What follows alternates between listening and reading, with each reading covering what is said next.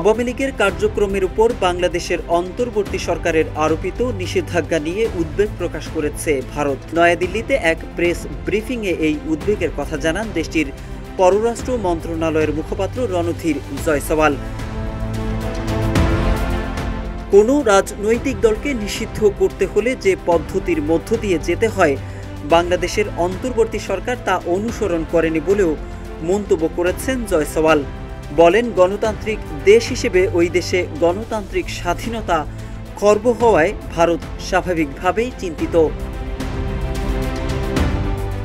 এদিকে পাকিস্তানের সঙ্গে সংঘাতের কারণে ভারতের পররাষ্ট্র মন্ত্রণালয়ের সাপ্তাহিক ব্রিফিং কিছুদিন বন্ধ ছিল। আজ সন্ধ্যায় তা আবার শুরু হয়। অধিকাংশ প্রশ্ন ভারত ও পাকিস্তানের সাম্প্রতিক সংঘাত নিয়ে হলেও আওয়ামী লীগকে নিষিদ্ধ করার বিষয়ে ভারতের মনোভাব জানতে চাওয়া হলে জয়সওয়াল বলেন, যথাযথ পদ্ধতি না মেনে এই সিদ্ধান্ত গৃহীত হওয়ায় ভারত স্বাভাবিকভাবেই চিন্তিত। বান্ডেল থাকলে প্রতি সেনমানিতে টাকা বাঁচবে। বিকাশ সেনমানি বান্ডেল কিনে জিতুন প্রতি লেনদেনে। তিনি আরও বলেন, গণতন্ত্রে কাজের একটা পদ্ধতি রয়েছে। আওয়ামী লীগকে নিষিদ্ধ করা হয়েছে সেই গণতান্ত্রিক পদ্ধতি না মেনে।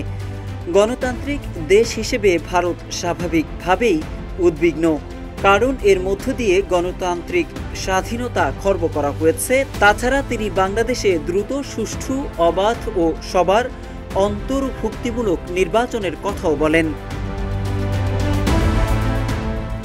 এর আগে গত শনিবার বাংলাদেশের অন্তর্বর্তী সরকার সন্ত্রাস বিরোধী আইনে আওয়ামী লীগের কার্যক্রম নিষিদ্ধ ঘোষণা করে। ওই দিন রাতে অন্তর্বর্তী সরকারের উপদেষ্টা পরিষদের জরুরি বৈঠক শেষে এই সিদ্ধান্ত নেওয়া হয়। বৈঠক শেষে সরকারি সিদ্ধান্তের কথা জানান আইন উপদেষ্টা আসিফ নজরুল।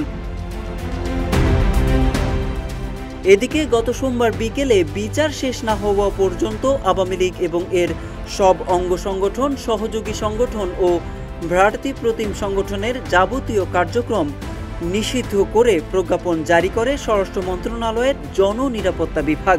এরপরই আওয়ামী লীগকে নিষিদ্ধে উদ্বেগের কথা জানালো ভারত সরকার।